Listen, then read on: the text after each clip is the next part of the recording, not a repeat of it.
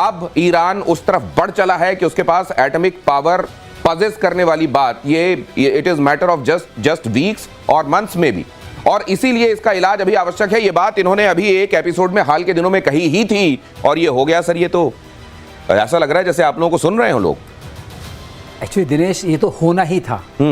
जिस तरीके से ईरान, हाँ, जिस तरीके से इन्होंने ईरान ने इनकी घेराबंदी की थी 3 प्रॉक्सी फोर्सेस के टेररिस्ट ग्रुप्स के द्वारा, हमास, हुती, हिजबुल्लाह, तो एक बार जब हमास ने अटैक किया इजराइल पर, उसी दिन ये तय हो गया था कि इन तीनों को समाप्त करने के बाद ये जरूर ईरान के पास जाएंगे। इस बीच ईरान आगे बढ़ रहा था अपने एटमी ताकत। लेकिन मैं ये सोच रहा हूं सर कि वहां पर अगर इतना कि वो इजराइल की न्यूक्लियर फाइल कहीं से ले आए और उसके बारे में वो बता रहे हैं, तमाम चीजें कह रहे हैं, उनको ये नहीं पता चला कि ये करमनशाह, तबरीज, अराक, नतांज, इस्फहान, तेहरान, इतनी सारी जगहें एक साथ टारगेट कर देगा इजराइल। इसके बारे में उनको कहीं से कोई भनक नहीं थी क्या? अगर इजराइल ने ठान लिया दिनेश इनको मारना है, और बीच में आपने देखा वहां पर इनका जो अपना एयर डिफेंस सिस्टम है जिसमें आता है आयरन डोम जो हम सब जानते हैं, उसमें डेविड स्लिंग भी है, उसमें एरो 1 है, एरो 2 है, और बीच में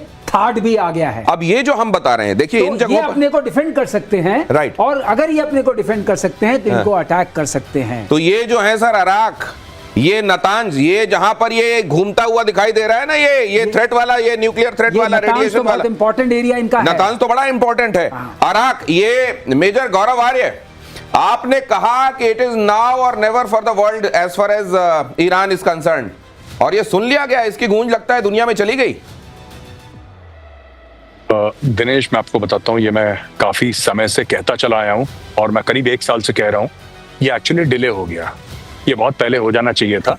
और जो डील साइन करी थी वेस्टर्न कंट्रीज ने, जो डील साइन करी थी जिसमें अमेरिका भी था, और फिर जैसा कि सर ने कुछ दिन पहले आपको बताया था ना कि इजराइल गया था और इजराइल ने एक ऑपरेशन के तहत 50,000 कागज उनके उठा के ले आए और कुछ सीडीज उठा के ले आए। तो उसमें असली पॉइंट ये है कि उसके बाद ट्रंप ने 2015 में उस ट्रीटी से ट्रंप वॉकआउट कर गया था। ट्रंप ने बोला कि अब मैं इस ट्रीटी का हिस्सा नहीं बनूंगा, बिकॉज इट इज नॉट, क्योंकि इसमें साफ ये लग रहा है कि ये लोग तो बेवकूफ बना रहे हैं हमको, ईरानियंस। राइट।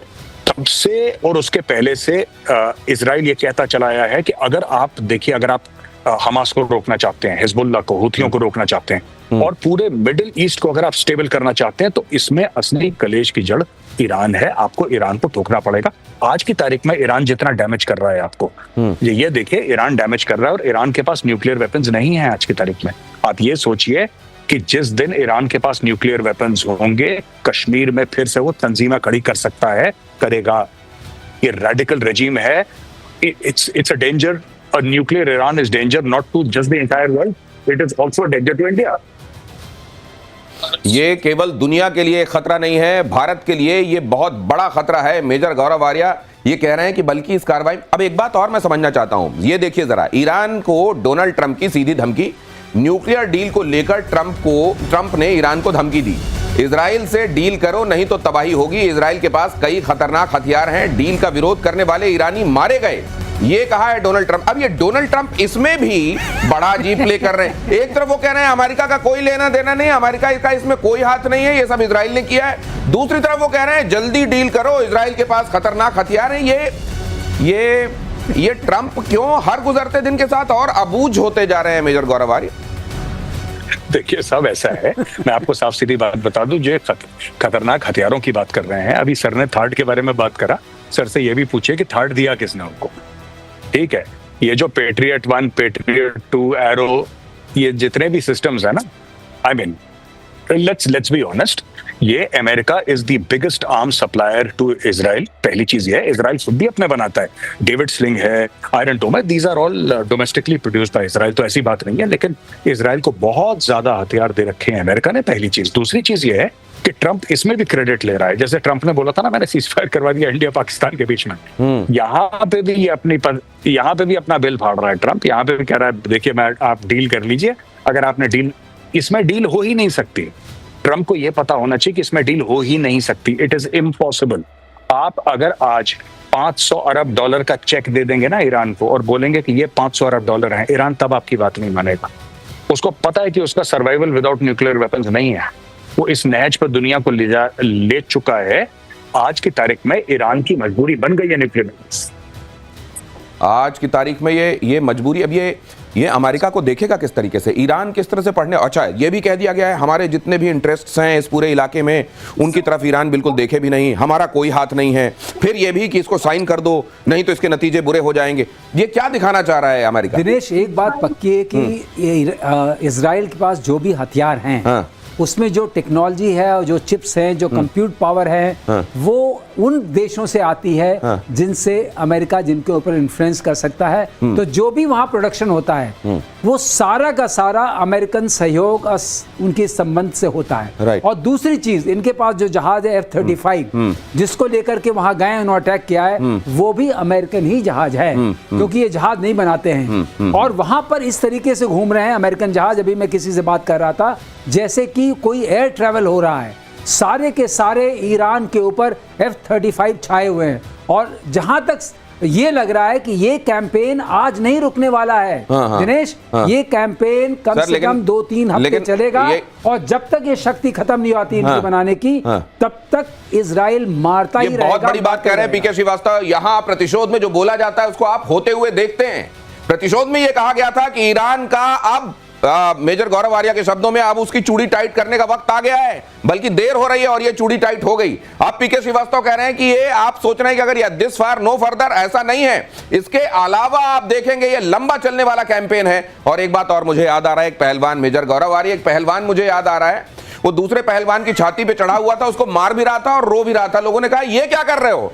उसने कहा इसलिए ये मार इसलिए रहा हूं क्योंकि मेरे को इससे खुंदक है, रो इसलिए रहा हूं कि अगर ये उठ गया तो मेरे को मारेगा बहुत। ये अगली खबर आपको बता रहा हूं, इजराइल के हमले में ईरान में बड़ी तबाही हुई है। IRGC के ये रिवोल्यूशनरी गार्ड जो है, इसके कमांडर इन चीफ हुसैन सलामी मारे गए। ईरानी सेना के चीफ ऑफ स्टाफ की भी मौत। अटैक में 6 परमाणु वैज्ञानिक मारे गए। ईरानी मीडिया का ये दावा, ये जोड़ तो बहुत बड़ा है ईरान के लिए, बहुत बड़ा। इन्होंने यही नहीं मारा, मिलिट्री इंस्टॉलेशंस को मारा, साइंटिस्ट को मारा, और आपकी जहां मैन्युफैक्चरिंग होती है उस फैसिलिटीज को मारा। अगर आप देखें तो ये तितरफा मार पड़ी है कि जहां आप बना सकते हैं उसको मार दिया, जो कंट्रोल करते हैं उनको मार दिया, जो साइंटिस्ट हैं उनको भी मार दिया। तो पूरा जो टॉप शीर्ष नेतृत्व हम बोलते हैं, तीनों वर्टिकल्स का आपने खत्म कर दिया। लेकिन ये कासिम सुलेमानी के बाद ये उस समय जो हुआ था, ये कहा गया कि इमरान के मर्म में चोट की गई है। क्या ईरान के इसी तरीके से मर्म में ये उससे बड़ी चोट है? ये बहुत बड़ी, उससे बहुत बड़ी चोट है। आप ये देखिए, इस तरह की खुल्लम खुल्ला चीजों को पहले शायद हम विश्वास नहीं करते, लेकिन इसका मतलब है कि पानी नाक से इतना ऊपर चढ़ गया था कि ईरान को मारना एक मजबूरी बन गई थी इजराइल की, कि इनको तो मारना ही पड़ेगा। इसके रिपरकशंस क्या देखते हैं मेजर गौरव आर्य? ये ठीक है कि ये इतना ही नहीं, इसके आगे चलेगा, ये इजराइल की बात है। ईरान और उसके साथ खड़े हुए देश क्या सोच रहे होंगे?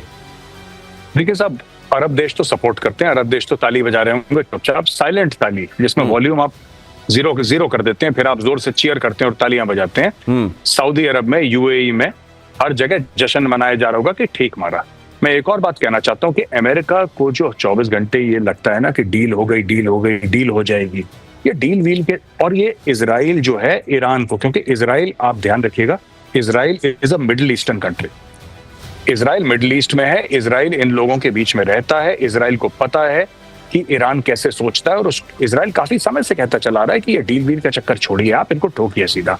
लेकिन अमेरिकन प्रेसिडेंट्स को ये लगता है कि ट्रेड एक बहुत बड़ा हथियार है, और जैसे बाकी देश झुक जाते हैं, ईरान भी झुक जाएगा। ईरान का मसला कभी ट्रेड था ही नहीं, ईरान का मसला डे 1 से था न्यूक्लियर वेपन्स, इसलिए ईरान उसी चक्कर में पड़ा हुआ था। अब इसका पलटवार ईरान करेगा और उसका पलटवार इजराइल करेगा। और मैं फिर एक और चीज आपके भविष्यवाणी कर दूं आपकी शो में दिनेश, मैं आपको ये बताना चाहता हूं कि एक बात समझ लीजिएगा, ये जो पाकिस्तान को तैयार करा जा रहा है इसमें, ये मैंने पहले भी बोला था आपकी शो में, जो आसिम मुनीर जा रहा है परेड अटेंड करने के लिए, वॉशिंगटन DC जा रहा है परेड अटेंड करने के लिए, राइट, और ये सारे के सारे अभी ये पता लग रहा है कि और लोन दे दिया है, और पैकेज वर्ल्ड बैंक ने दे दिया, आज की खबर है, पता नहीं कितने अरबों डॉलर का। ये सारी की सारी चीजें इसीलिए तैयार करी जा रही हैं। हैट्स ऑफ मेजर गौरव आर्य। ये मैं अपने दर्शकों के लिए दोहरा दूं, जब ये बुलाए गए फील्ड मार्शल अमेरिका में तो ये बात कही गई थी मेजर गौरव आर्य की तरफ से कि जब उधर के गोरे अमेरिकी जो हैं इनको जब प्यार से पुचकारें तो ये समझ लीजिए कि इनकी उपयोगिता आने वाले दिनों में अमेरिका के लिए बढ़ी हुई लग रही है उसको, इसलिए पुचकारा जा रहा है। और जहां वक्त जहां आएगा वहां ये भी कहा जाएगा चाहो मेरे लिए शहीद हो जाओ। ये ईरान के साथ जो टेंशन बढ़ रही है इसको देखते हुए पाकिस्तान की उपयोगिता शायद समझ में आ रही है अमेरिका को, और इसीलिए जो फिलहाल भाव दिया जा रहा है इसीलिए पाकिस्तान को दिया जा रहा है। हैट्स ऑफ सर, आपने कहा इधर वो अनफोल्ड होता हुआ एज इट इज दिखाई दे रहा है। नहीं बिल्कुल, मैं बहुत बहुत धन्यवाद आपका। लेकिन एक और बात मैं आपको बताता चलूं कि ये आज जो पाकिस्तानी सेलिब्रेट कर रहे हैं कि हमारे फील्ड मार्शल को बुलाया, देखो इंडिया को इतनी इज्जत नहीं मिली जितनी हमें मिली है। मैं सिर्फ पाकिस्तानियों को एक बात कह रहा हूं, आप ध्यान रखना, मैं कोई कड़वी बात नहीं कह रहा, मैं फैक्ट बोल रहा हूं। लाशें गिनने का वक्त आने वाला है बहुत जल्दी, बहुत जल्दी। आज से कई साल पहले रोनाल्ड रीगन ने जियाउल हक को बुलाया था, आपको पता है? जियाउल हक को बुलाया था रोनाल्ड रीगन ने, आओ मेरे साथ बैठ के खाना खाओ। उसके बाद तालिबान पैदा हो गया। उसके बाद उन्होंने तारीफ करी थी कि भाई परवेज मुशर्रफ कितना सॉलिड लीडर है, ऐसा तो लीडर हमने दुनिया में नहीं देखा परवेज मुशर्रफ जैसा। उसके बाद तहरीक तालिबान पाकिस्तान ने अटैक करने शुरू कर दिए और उसके बाद पाकिस्तान में 80,000 लोग मर गए, जिसका हवाला पाकिस्तान आज भी देता है। अब ये तीसरी बार तारीफ हो रही है पाकिस्तान की।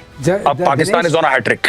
इनके जनरल ने भी तारीफ की है, अमेरिकन जनरल ने पाकिस्तान की तारीफ की है हमारे बड़े कारगर हैं, बड़े हमारे हमदर्द और बड़े हमारे एलाइज हैं बड़े बड़े। तो जो गौरव कह रहे हैं बिल्कुल वक्त आ गया है अब कुर्बानी का। तो ये जो बकरे को खिला पिला के, ये बकरे को खिला पिला के हलाल किए जाने की तैयारी, लेकिन बकरा इस बात से बाखबर है या बेखबर है ये पता नहीं। ईरान ने इजराइल के हमले को डिक्लेरेशन ऑफ वॉर बताया। ईरानी सेना इजराइल को कड़ी सजा देगी, खामनेई ने कहा।